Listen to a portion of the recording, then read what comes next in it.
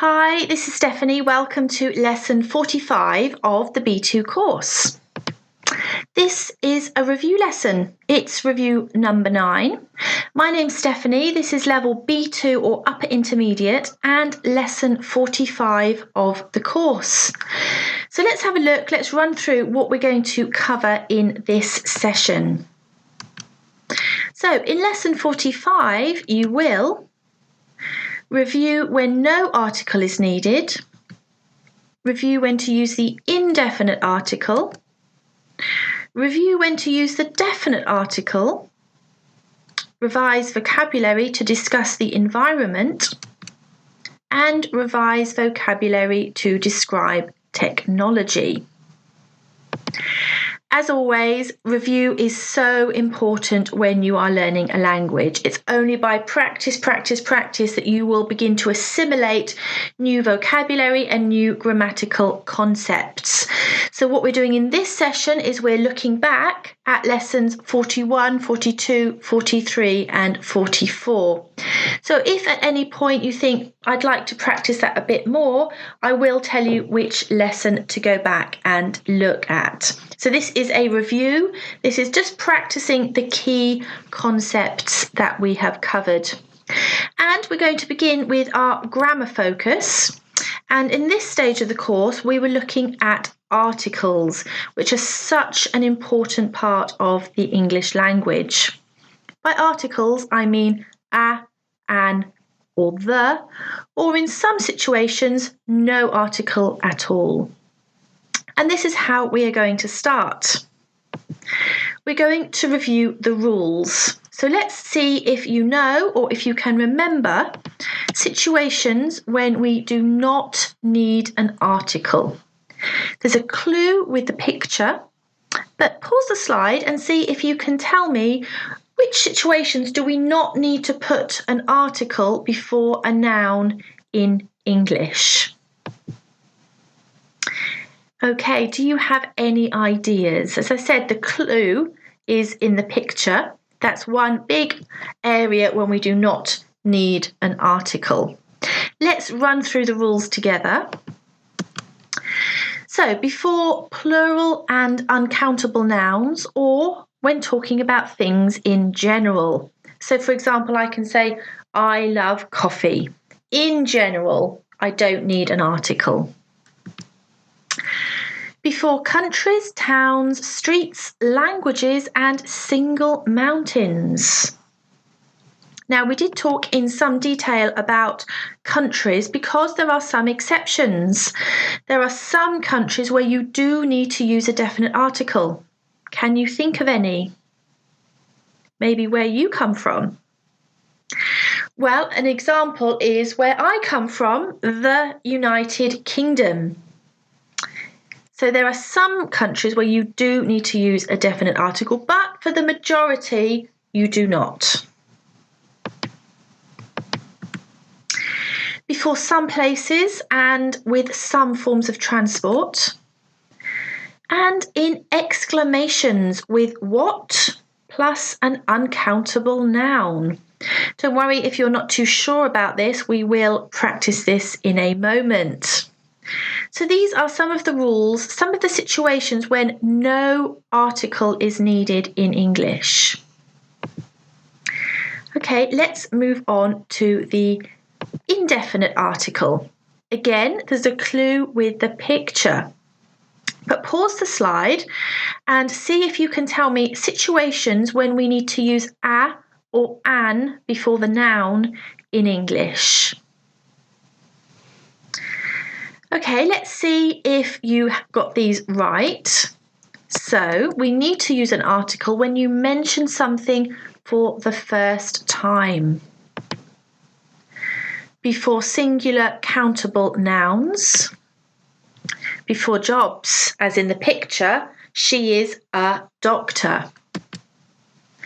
And in expressions such as once a week, twice a day, £1 a kilo, you need the indefinite article. Good. And the final group is the definite article. So again, there's a clue with the picture, but pause the slide and see if you can think of 4 situations when we need to use the before a noun in English. Well, we need to use the when there is only one of something. The earth, for example. When we refer to something specific. When we talk about the plus a group of people, the young, the old. And with the names of oceans, seas, rivers, canals, and as we said before, some countries. So this is a snapshot of the rules. Again, in more detail, if you'd like to look at this in more detail, look at lessons 41 and 43 of the course. But now it's time to practice. So let's have a look at the next slide. There are sentences, and before each noun you have 3 options. No article, the indefinite article, or the definite article.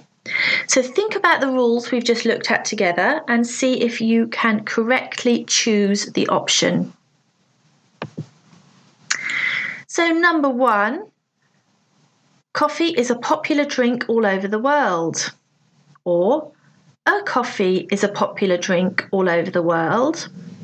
Or the coffee is a popular drink all over the world. Which one do you think is correct? So pause the slide and try the 8 sentences. Okay, are you ready to check your answers? How did you find out? Easy? Challenging? Hopefully, if you weren't sure, you went back and looked at the relevant slide beforehand, because that would be a big help for you. So number 1, coffee is a popular drink all over the world. I'm talking about it in general. Number 2, I saw a dog in the park and later the same dog followed me home.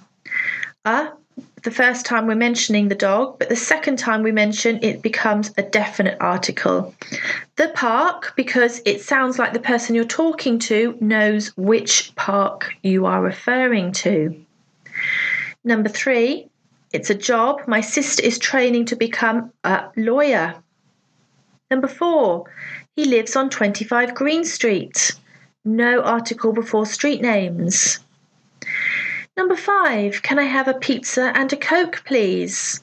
Pizza and Coke are singular countable nouns, therefore they need an indefinite article.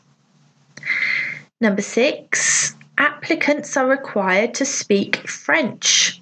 French is a language. We do not need an article before a language. Number 7, what terrible weather we're having at the moment. Do you remember we talked about what plus an uncountable noun in an expression doesn't need an article. And number 8, the homeless need extra support during the winter months. The plus groups of people. How did you do? Remember, if you want more practice to look at the rules, check out 41 and 43. But now we're going to move on to the second practice slide. Again, 8 sentences. Before the nouns, you have 3 options.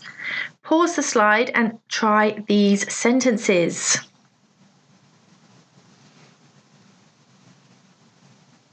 A little bit more challenging, these ones, so time to have a look at the answers together and see how you did. Number 1, I really love mountains. Mountains in general don't need an article. I've climbed Mount Kilimanjaro, singular mountain, no article. And next year I'm going to the Pyrenees. The Pyrenees are a group of mountains, so you need a definite article. The Pyrenees, the Himalayas, the Atlas Mountains. Number 2, they all work for the BBC in the news department. Again, if you're not sure about this, have a look back at lesson 43 when we talked about companies and organisations. So company names mostly don't have an article, But organisations such as the Red Cross, the BBC, do need a definite article. Number 3. They bought their daughter a telescope so she could look at the moon and the stars. Telescope, singular countable noun, needs an indefinite article. Moon and stars, there's only one for us, so we need the definite article. Maybe you're thinking stars, there are lots of them, but here I'm talking about them as a group, the stars specifically. Number 4, Google is a company, no article, is often described as an innovative place to work. So here what's important is the noun place, which is singular and countable. You need an indefinite article. Innovative is just the adjective before it. Number 5 is an interesting one. You have 2 options here. Can we stop by a cash point or can we stop by the cash point? I need to withdraw some money. Now, if the person I'm talking to knows specifically which cash point I mean, I would use the. However, if there are lots of cash points in the area and I'm not sure and I don't mind which one we stop at, then I would use a. Number 6. He bought a new car when he passed his test, but someone crashed into the car just 1 week later. Again, a car, first mention, but the second mention, it moves to a definite article, the car. Number 7, take these tablets twice a day for a month. Again, we looked at expressions such as once a month, twice a week, 3 times a year, all need an indefinite article. And number 8, I'll meet you on the corner after work. Now here it must be the corner because presumably the person I'm talking to knows which corner I mean. If you said, I'll meet you on a corner, probably you won't meet because how would you know which corner you're referring to? So that would be very unusual to say a corner. If you're arranging to meet, usually it's in a place that both of you know. So how did you do? Super well done if you managed to get those correct. If you didn't and you have uncertainties, please refer back to the specific lessons because I do talk about the rules in a lot more detail and there's lots and lots of practice opportunities in those lessons too. Now we're going to move on to review lesson 42, which was a vocabulary lesson. And in lesson 42, the focus was the environment. So this was a really key lesson for those of you who are studying for an exam such as IELTS or Cambridge. It's a really popular topic. So in lesson 42, we looked at lots of useful vocabulary, which we will look at a few in the review. But again, to have a more detailed idea, you need to look at lesson 42. Okay. Have a look at this photograph. What's happening in this image? What can you see? How can you describe it? And how does it make you feel? So in lesson 42, we looked at various images of environmental problems. We practiced describing the images and we thought about how that made us feel when we were looking at these problems the world is facing. So here we have a mountain of rubbish, of plastic specifically, which is a big issue for the environment. Are there any environmental problems in your country? So a lot of the answers to these questions will depend on where you live. There are obviously specific geographical issues. Plastic is an issue all over the world, I think. But again, a lot of the problems might be quite country specific. So think about your country. What environmental problems are there? Number 2. What examples are there of how we damage the natural world? Can you think of any? I've given you a clue here with the plastic, which floating in the sea, in the oceans, can obviously cause harm to marine life. but there are lots of other examples too. And number 3, what do you think is the main danger the world faces in terms of the environment? Do you think it's plastic pollution, or do you think something else? Remember, at any time you'd like to send in your answers, you can email Perfectly Spoken. Make sure you put lesson level B2, lesson 45, and it will come through to me. So let's have a look at some vocabulary connected to the environment. So I'm going to give you 8 words, and I'm asking you, what do these words mean? Number 1. Man-made disaster, oil slick, toxic waste, exhaust fumes, asthma, atmosphere, plastic, and contamination. So pause the slide, have a think about these words. Do you know what they mean? If you don't, look them up in a dictionary. The act of looking up a word is another way that will help you to retain it. You're much more likely to remember a word that you have actively looked up the meaning. So pause the slide and see if you can tell me what these 8 words mean. Okay, time to check our answers.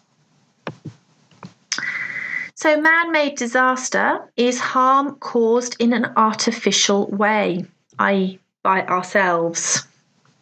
An oil slick is a layer of oil floating on an area of water. Toxic waste is poisonous matter. Exhaust fumes, think about the pronunciation here, exhaust fumes are the waste gases from an engine. So in that picture on the previous slide, you could see a lot of exhaust fumes. Number 5, asthma. Again, careful with the pronunciation here. Asthma is an illness when it is difficult to breathe. Number 6, the atmosphere are the gases that surround the earth. Plastic is an artificial substance. And contamination is a noun, meaning making something less pure. So these are just a few of the words we looked at together back in lesson 42. Really useful vocabulary for describing environmental problems that occur in your country, but also on a global scale. And again, if you're thinking about an exam, it's so important to have a wide vocabulary at your disposal. It's also really important to practice your answers beforehand, because when you're in an exam situation, you feel nervous, you feel stressed. It's very difficult to think of examples. Okay, and the final part of the lesson, we will look at lesson 44, where the topic was technology. So we have some gadgets here. There are 5 different gadgets. I'm partially obscuring the last one, but I think you can still see it. What are these gadgets? Do you have any of them? How do you think they benefit our lives? So pause the slide and just have a think about these gadgets. Okay, how many of those do you have? Or do you feel that gadgets are not important for your life? So we had a home remote, a smartphone, a smartwatch, a tablet, and an Echo device. Again, these are talked about in a lot more detail in lesson 44. Let's finish today with some discussion questions. So, number 1, what item of technology would you most like to own if money was no problem? So imagine Price is not an issue. If you could buy any gadget, what gadget would you choose to buy and why? Remember, it's really important at this level to be able to give reasons for your answers. Number 2, how have gadgets improved our lives? So again, maybe you want to think about the examples that we looked at. Which of these do you think have made our lives better and how?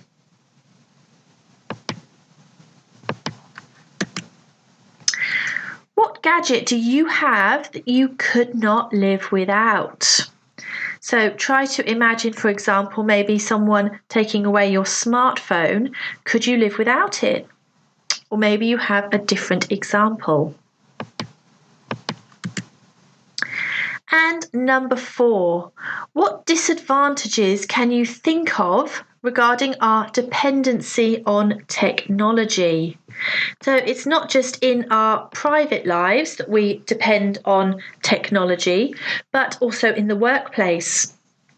What negative effects do you think this has? What are the disadvantages of us as a population becoming so reliant on technology? And that brings us to the end of review lesson 45. Thank you very much for watching. I hope you're going to join me for the next lesson, lesson 46, where we're looking at the next grammar topic, which is countable and uncountable nouns. So it does link with the use of the indefinite article, but we're taking this to the next step. So we're moving on to countable and uncountable nouns. Really interesting lesson, and I really hope you will join me. But thank you for watching and see you next time. Bye for now.